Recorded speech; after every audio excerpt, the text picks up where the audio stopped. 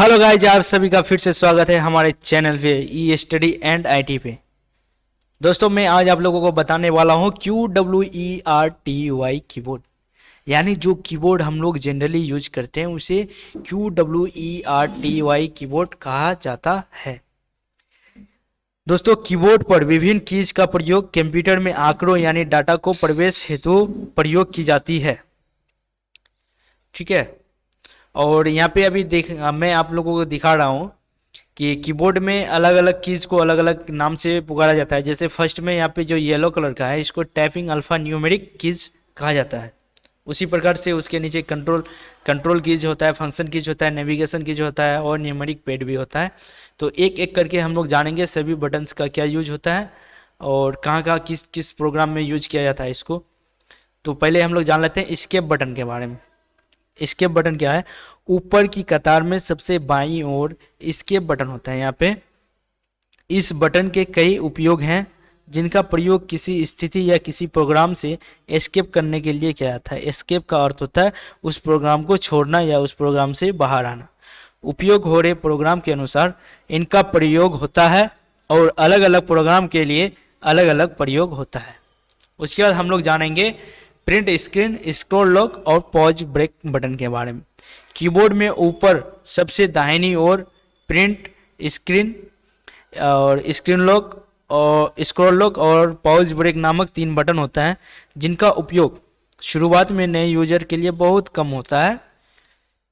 तो विंडोज जैसे कुछ प्रोग्राम इसके स्क्रीन को कैप्चर करने के लिए प्रिंट स्क्रीन बटन का यूज किया जाता है।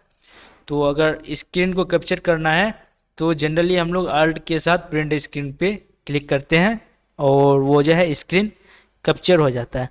उसके बाद आता है scroll lock.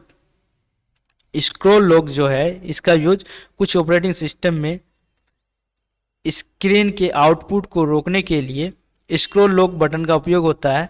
Pause break button का उपयोग आमतौर पर, उसके बाद आता है पॉज ब्रेक बटन, और इसका उपयोग आमतौर पर कंप्यूटर के साथ पारस्परिक क्रियाओं को बदलने के लिए किया जाता है। जैसे अनेक लॉगिन सेशन से कई अलग अलग सेशन में लॉगिन किया हुआ रहता है और एक दूसरे में जाने के लिए किसी प्रोग्राम या फिर किसी प्रोग्राम को बंद करने के लिए या मॉडेम के कनेक्शन को अवरोधित यानी रोकने के लिए किया जाता है। उसके बाद आता है फंक्शन कीज F1 से लेकर F12 तक। कीबोर्ड में ऊपर की ओर फंक्शन कीज बटनों की एक कतार होती है। यहाँ पे एस्केप बटन की तरह इन बटनों का भी विशेष कार्य है जो विभिन्न प्रोग्राम के साथ बदलते रहता है। उदाहरण के लिए MS वर्ड में F7 प्रेस करने पर स्पेल चेकर को खोलता है। उसी प्रोग्राम में अगर F12 को बटन को अगर प्रेस किया जाए, यहाँ पे देखिए F7 को जैसे प्रेस करेंगे तो यहाँ पे आएगा स्पेल चेकर। उसी तरह से अगर हम लोग MS वर्ड प्रोग्राम में अगर F12 को प्रेस करेंगे बटन तो एक खुली हुई डॉक्यूमेंट को सेव करता है। जैसे F12 को प्रेस करेंगे तो एक खुली हुई डॉक्यूमेंट का सेव करने का विंडो आता है यानी सेव एज स्क्रीन आता है। उसी प्रकार हम लोग F1 का भी यूज कर सकते हैं। जैसे कि F1 प्रेस करेंगे तो इसमें हेल्प मेन्यू ओपन हो जाता है।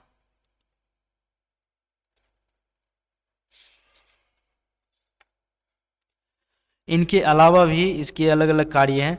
जैसे कि फंक्शन बटनों का उपयोग, फंक्शन बटन जो है उसका उपयोग ज़्यादातर क्या होता है, अकेले नहीं होता है, बल्कि इनका उपयोग क्या होता है ज़्यादातर दूसरे बटनों के साथ मिलाकर किया जाता है। जैसे शिफ्ट बटन, कंट्रोल बटन, यहाँ पे जो दिख रहा है आपको शिफ्ट बटन और कंट्रोल बटन और अल्ट बटन, और भी कई दूसरे बटनों के साथ मिला के यूज किया जाता है, जिसे कॉम्बिनेशन कीज के नाम से भी जाना जाता है। इसको कॉम्बिनेशन कीज यानी कॉम्बिनेशन बटन कहा जाता है।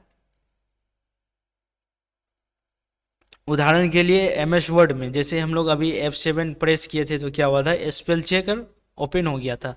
लेकिन वहीं पे F7 के साथ अगर शिफ्ट बटन को यानी इसे कॉम्बिनेशन कीज बोला जाता है, इसको जैसे ओपन करेंगे तो आपके MS वर्ड में थिजोरस ओपन हो जाता है।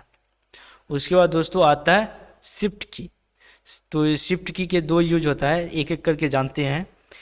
कीबोर्ड पर फंक्शन कीज के नीचे लाइन के बटन लाइन के बटन कीज के दो प्रयोग होता है, अभी मैंने बताया। जैसे कि 4 कीज जिस पर 4 लिखा हुआ है, यहाँ पे जो 4 लिखा हुआ है 4 कीज इसको बोलते हैं, और उस पर डॉलर का भी चिन्ह है। आप देखेंगे यहाँ पे 4 जो लिखा हुआ है और साथ ही साथ उसमें डॉलर का भी चिन्ह है। तो डॉलर के चिन्ह को टाइप करने के लिए पहले शिफ्ट की को दबाना होगा, यानी शिफ्ट की को दबा के रखना है, फिर 4 अंक वाली बटन को की को दबाना होगा। और दूसरा यूज क्या होता है इसका, अब जैसे शिफ्ट बटन के साथ अगर 4 को दबाएंगे तो उसके साथ जो दूसरे साइन है जैसे डॉलर वो आ जाएगा। उसी तरह से अगर शिफ्ट के साथ अगर 2 प्रेस करेंगे तो उसमें @ का साइन रहता है, उससे @ आ जाता है। और इनका दूसरा उपयोग क्या करने के लिए किया जाता है कि जब आप टाइपिंग करते हैं तो टाइपिंग करते समय अगर शिफ्ट की को दबा के अगर किसी अल्फ़ाबेट को टाइप करते हैं तो उसका केस चेंज हो जाता है, यानी पहले से लोअर केस रहता है, अगर शिफ्ट की दबा के अगर मैं जैसे ए को टाइप करूँगा तो वो कैपिटल लेटर में टाइप हो जाएगा। इस वीडियो में यहीं तक, फिर मिलते हैं नेक्स्ट वीडियो में, तब तक bye bye, tata, good bye.